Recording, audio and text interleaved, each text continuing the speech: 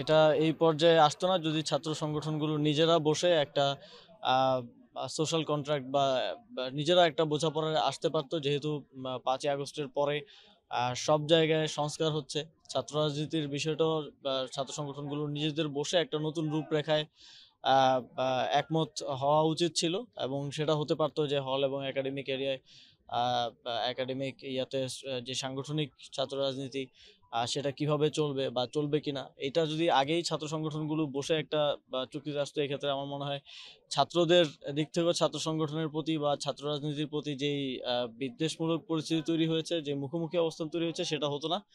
আম, এবং এই ধরনের কোনো পরিস্থিতি তৈরি হতো না। এটা আমি মনে করি যে আমাদের ছাত্র সংগঠনগুলোর এখানে আরেকটু ম্যাচিওর হওয়ার সুযোগ ছিল।